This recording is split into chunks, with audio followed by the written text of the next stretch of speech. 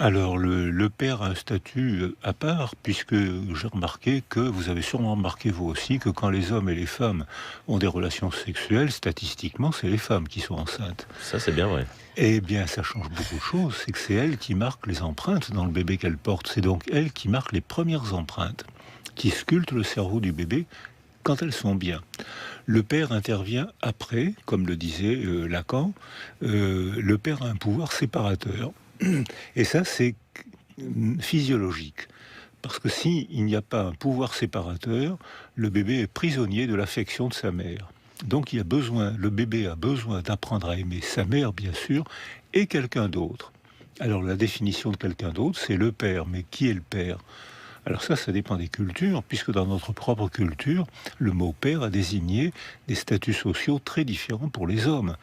En Afrique du Sud, il y a beaucoup de peuples africains qui considèrent que le père, c'est pas l'amant, c'est pas celui qui a fait le coup, si vous permettez cette Pas le père délicate. biologique. C'est pas le père, voilà, on va dire comme ça.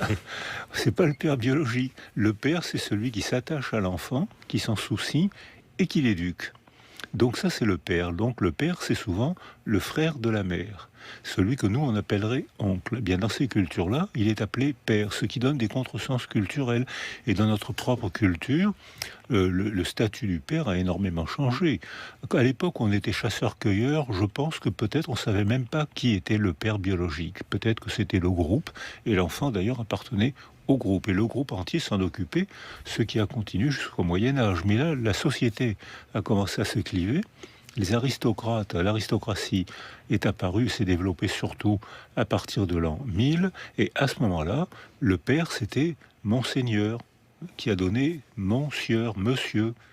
Et le père ne s'occupait que des garçons, et les mères pour les préparer à la guerre, et les mères ne s'occupaient que des filles pour les préparer à la maison. Donc ce clivage social, des rôles sociaux sexuels est apparu en même temps que l'aristocratie. Et puis on peut continuer. Quel est le statut du père Ah aujourd'hui? oui, je pense que c'est ça la question de Camille Manière, qui est un jeune père, vous l'aurez compris, et Non, qui non, cherche sa non. place peut-être dans la Ça cellule n'a rien à familiale. voir. Alors, le père dans notre culture, c'est aussi comme chez les Africains, comme chez les Zoulous, le père c'est celui qui a une fonction paternelle. C'est pas forcément celui qui a fait le coup, c'est celui qui s'attache à l'enfant.